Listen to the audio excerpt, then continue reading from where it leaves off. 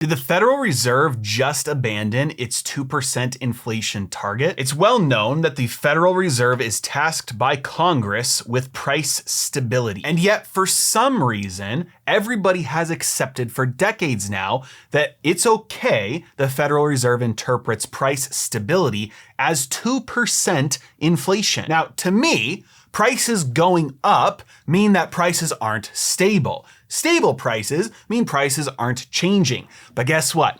Even that would still be theft because deflation is what would happen naturally over time without intervention monetarily. In fact, that's what's happened for all of human history is deflation. It means you get more for less. It means all the progress and innovation and invention and efficiency shows up in more abundance of goods and wealth and things that people want, which means it is cheaper, less cost to obtain the things people want. So even monetary policy that causes prices to stay the same is still theft of the cheaper cost of living people would have otherwise. However, beyond that, it's somehow just accepted by everyone that prices going up by 2% every year is somehow considered stable. But now you see people talking about Powell saying that the Fed has adopted a new framework that removes a reference to the central bank seeking inflation that averages 2% over time, saying that the Fed is deleting their 2% target, that only judgment remains, and longer-term inflation expectations well anchored at 2% is a good thing. And Victory Lap's saying years ago, I predicted the Fed would increase their inflation target,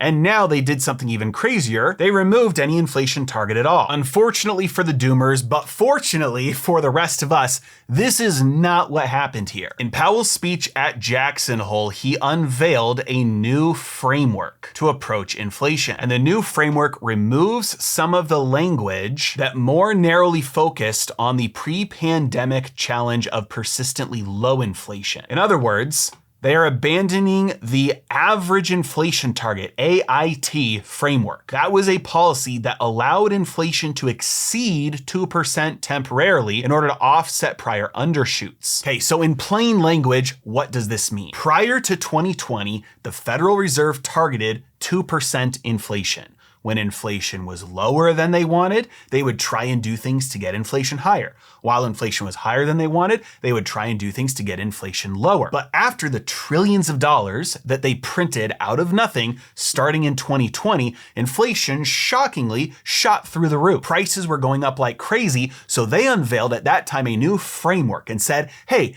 it's okay that inflation is higher than normal right now because we're looking at things through a new framework called average inflation targeting, which means, yes, inflation is higher right now, but we don't need to care about that because it was lower earlier. So on average, over the course of however many years we want to look at, we're still golden. And because of that new framework of AIT, average inflation targeting, they waited way too long to try and undo their mistakes from all the money printing. And so for the last couple of months, the Federal Reserve has been reviewing this average inflation targeting framework that they've been making decisions through and saying, hey, we're getting rid of that. We're going back to the way things were before, where if inflation is too high, we're going to do something about it right now. If inflation is too low, we're going to do something about it right now. And we're not going to worry about what the average has been over a period of time. Now, to be honest, I am not sure what inflation numbers they were looking at when inflation was all the way up at 8 or 9% by mid-2022, because prior to all of the money printing, inflation barely ever dipped below 2%. There's a brief period of time where it dipped down to 0 and it shot right back up. So even given their average inflation target framework, I'm not exactly sure what they were using to offset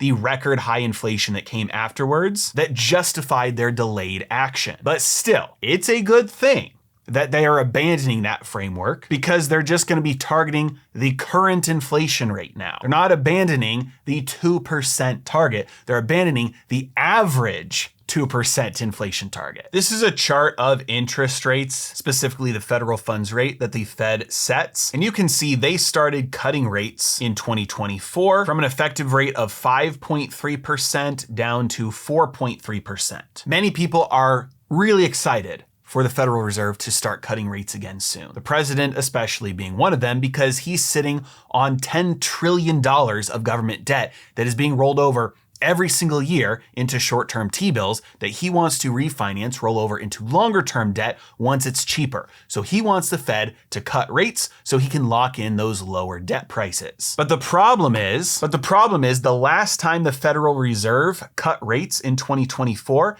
it took the 10-year Treasury from 3.6% all the way up to 4.8%. This was the opposite effect that it had on things like T-bills. Short-term debt, the interest rates did go down along with the Federal Reserve cuts. But long-term debt, like even 30-year Treasuries, went from 3.9% all the way up to 5%, which means that while the Federal Reserve is likely to start cutting rates soon, it is not likely to have a significant impact on long-term interest rates going lower. This would affect things like mortgages, auto loans, and even credit card debt. And the reason is because of this chart right here. Inflation, the thing that the Federal Reserve is supposed to now keep at 2%, because the market understands that if the Federal Reserve lowers rates, it makes short-term borrowing for the US government easier. When the government spends that money into existence, it drives the money supply higher. When there's more money, that means higher prices, more inflation. When there's higher prices and more inflation,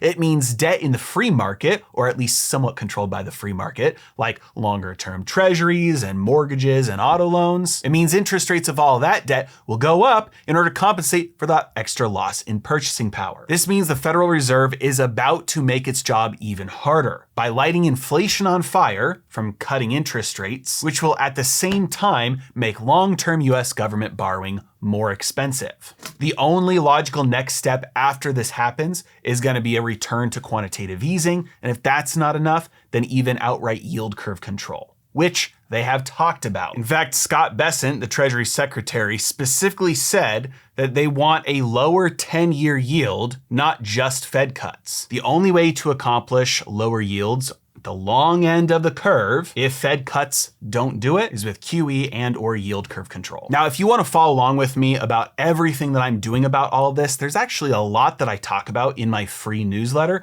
that I don't post on YouTube. So if you want to get my free newsletter in your inbox every week to see what I'm doing about all of this, just click on the link in the description below, sign up, and I'll see you there.